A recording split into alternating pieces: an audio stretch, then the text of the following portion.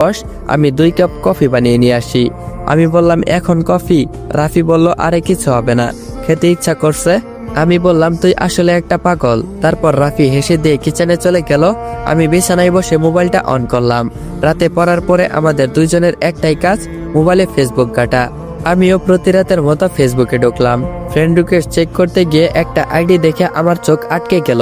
আইডিটা আর কারো না, আইডিটা ছিল আদিবার। আমি অনেকটাই অবাক হলাম।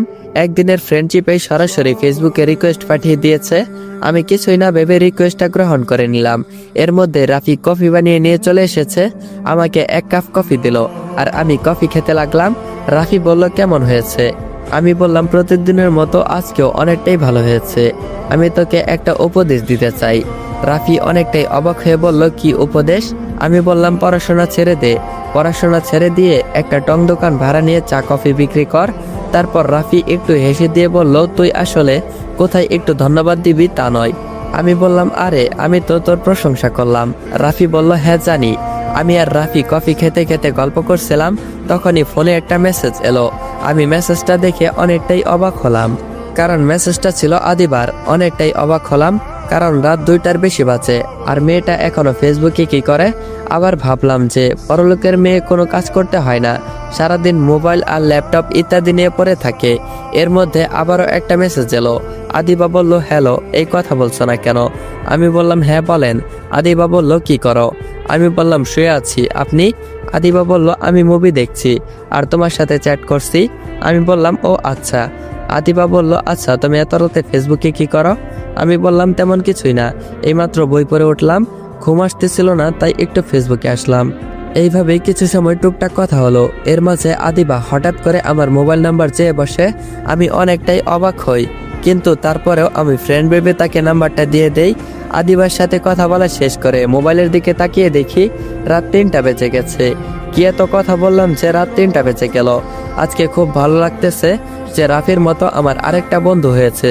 পাশে তাকিয়ে দেখি রাফি চোখ বুজে ঘুমাচ্ছে, তাই আমিও আর কিছু না ভেবে ঘুমিয়ে পড়লাম।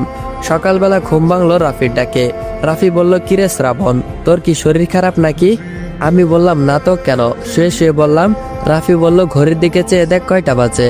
অনেকটাই অবাক হলাম, সকাল 8টা বেজে গিয়েছে। তখনই রাতের কথা মনে পড়ে গেল। আমি বললাম আরে ভাই আর বলিস না, কালকে রাতে ঘুমাতে একটু লেট হয়ে গিয়েছিল। রাফি বলল এই নে কফি খেয়ে নে। আমি বললাম টেবিলে রাখ, আমি ফ্রেশ হয়ে আসতেছি। রাফি বলল এরপর আমি ফ্রেশ হয়ে এসে কফি খেতে লাগলাম। আমি বললাম বুঝলি বন্ধু, আদিবা মেয়েটা অনেক ভালো। রাফি বলল এ আমি কার মুখে কি শুনতেছি? আমি বললাম মজা করিস না তো, সত্যি কথা বলতেছি। রাফি বলল কি করে বুঝলি যে মেয়েটা অনেক ভালো? আমি বললাম কথাবার্তা দিয়ে বোঝা চাই। রাফি বলল কয় দিনের পরিচয়? আমি বললাম 2 দিনের। রাফি বলল ওরে ভাই আমাকে মাইরা ফেল। আমি বললাম ধুর। এরপর আমি আর রাফি সকালের খাবার খেয়ে কলেজের উদ্দেশ্যে বেরিয়ে পড়লাম। আর আপনাদের তো একটা কথা বলাই হয়নি, আমি আর রাফি আমাদের নিজের খাবার নিজেরাই রান্না করে খাই। শুধু শুধু টাকা নষ্ট করার কোনো মানেই হয় না। তবে প্রথম প্রথম একটু কষ্ট হলেও এখন আর কষ্ট হয় না। আমি আর রাফি কথা বলতে বলতে কলেজ গেট দিয়ে ঢুকতে যাচ্ছিলাম, তখনই আদিবা আমার নাম ধরে ডাকতে লাগলো। পিছনে ফিরে দেখি আদিবা রাস্তার ওপার প্রান্ত থেকে রিক্সা থেকে নেমে আমার দিকে আসতেছে।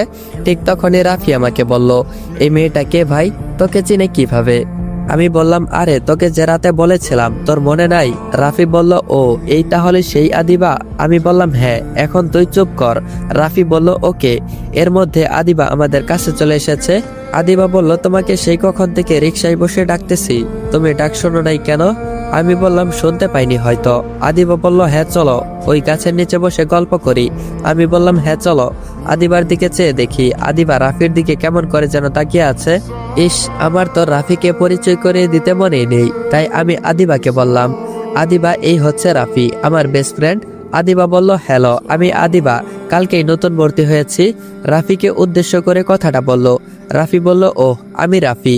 আদিবা বলল এরপর আমরা 3 জন একটা গাছের নিচে বসলাম, সকলেই টুকটাক কথা বলছিলাম। তখনই হঠাৎ রাফির ফোনে একটা কল আসলো। রাফি কথা বলার জন্য কিছুটা দূরে চলে গেল। রাফি বলল শ্রাবণ আমি ওই দিকটাই যাচ্ছি, ফোনে কথা বলে আসি। আমি বললাম ওকে। আদিবা বলল আচ্ছা শ্রাবণ, তোমাকে একটা কথা জিজ্ঞেস করব। আমি বললাম হ্যাঁ করো, এতে আবার শোনার কি আছে? আদিবা বলল তোমার পরিবারে কে কে আছে? পরিবারের কথাটা শুনতে আমার মনটা খারাপ হয়ে গেল। আমার তো পরিবার বলতে কিছুই নেই।